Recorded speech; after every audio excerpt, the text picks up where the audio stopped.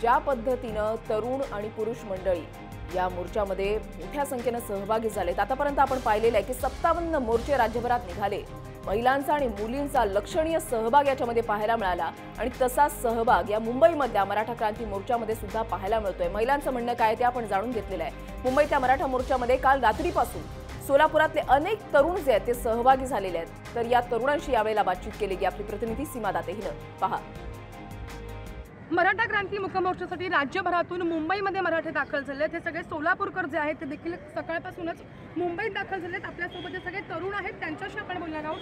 काय सांगाल, तुम्ही सोलापूरहून आलेला आहात आजच्या या मोर्चामध्ये आम्हाला आरक्षण भेटलंच पाहिजे, ह्या मुद्द्यावर आम्ही ठाम आहोत आणि याच्यासाठी आम्ही काल रात्रीपासून 8 वाजल्यापासून मुंबईमध्ये हजर आहे।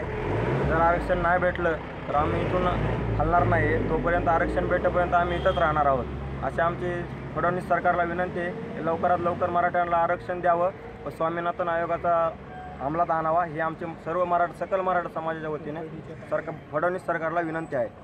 खरं तर आरक्षण नसल्यामुळे मराठा समाजाला काय काय समस्या ज्या आहेत त्यांचं सामोरं जावं लागतं।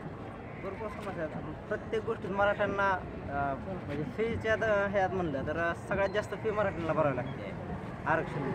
बाकीच्यांना जिथं 8,000 आहे तिथं मराठ्यांना 60,000 70,000 भरावं लागते। त्याच्यामुळे आरक्षण सगळ्यांसोबत पाहिजे, सगळेच हुशार आहेत असे सगळ्यांना पाहिजे आरक्षण। काय सांगाल, आजच्या मोर्चासाठी सोलापूरहून तुम्ही आलेलात, कधी आलेला आहात आणि एकूणच याविषयी काय वाटतं? आम्ही रात्री 8 वाजल्यापासून येत आहोत।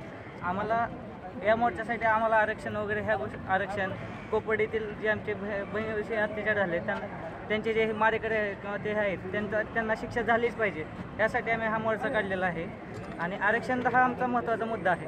नक्कीच, खरं तर मुंबईमध्ये सगळ्यात पहिला मोर्चा जो आहे तो मराठा क्रांती मोर्चा होतोय आणि या मोर्चासाठी हे सगळे सोलापूरकर जे आहेत ते काल रात्रीपासून मुंबईत दाखल झाले आहेत। विविध मागण्या आहेत, सगळ्यात महत्त्वाचं म्हणजे आरक्षण आणि त्याचबरोबर कोपर्डी प्रकरणातील जे आरोपी आहेत त्यांना लवकरात लवकर कडक शिक्षा करावी, ह्या सगळ्या मागण्या घेऊन हे सगळे तरुण जे आहेत ते मात्र आज मुंबईत धडकले आहेत। कॅमेरामॅन प्रतीक गुप्तासह सीमा दाते, जय महाराष्ट्र, मुंबई।